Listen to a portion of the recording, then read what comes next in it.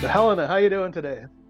I'm very well. How are you? Where are you, Julian? Where do you stay? I'm in New York City. Okay. Babby is a force of nature, right? And you can see with Nicholas that the apple did not fall far from the tree. So when you're playing a real person, how do you embody her? How did you research her? Was it all from the script? No, what I wanted to do, because I just thought she must have been a phenomenal woman, phenomenal mother to create such a phenomenal man. I took it all personally. I thought the mother makes the son.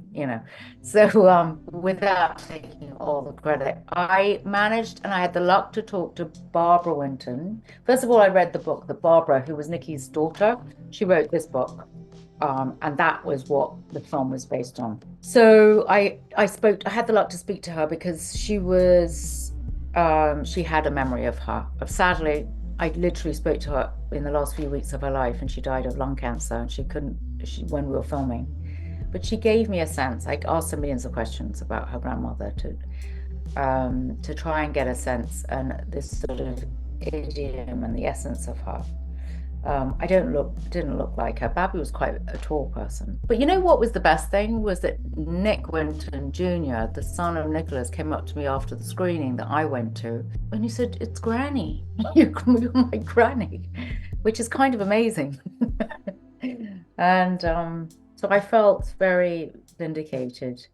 But a lot of it was, yeah, Babby and the book and trying to work out because they were a team what it was. That was my luck because I thought I really want to read about this man. We need more Wintons. The world needs more Wintons.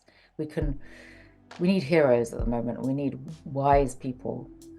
And what is it about him that made him able to do it and do it, what he did?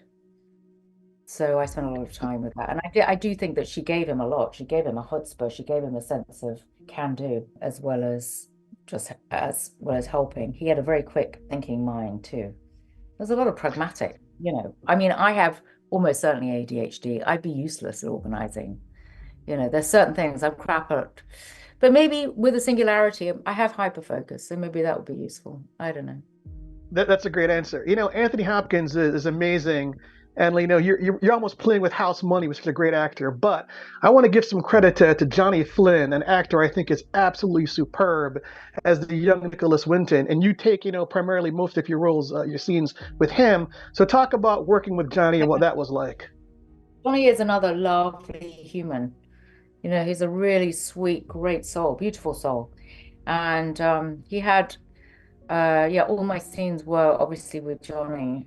Although me and Hopkins would bump into each other and he calls me mother still. We were the second half of the shooting, so Johnny could watch Hopkins do that. And he just, without doing an impersonation, but he just watched him and got him his rhythm and got and also because he's so genuinely kind, Flinny, I call him, he was wonderful to work with. We had a great time.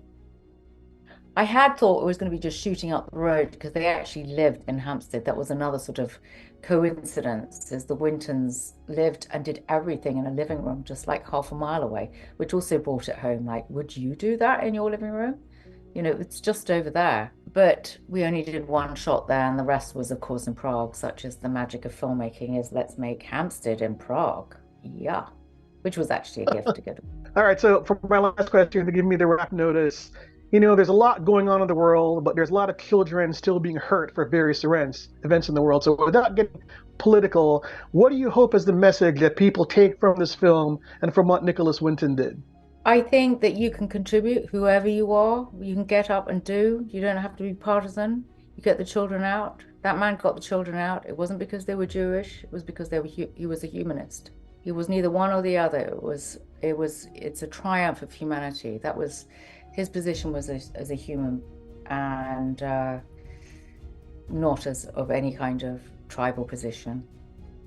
And I think we can take that and be inspired thinking that any individual has the power to make a difference and to do.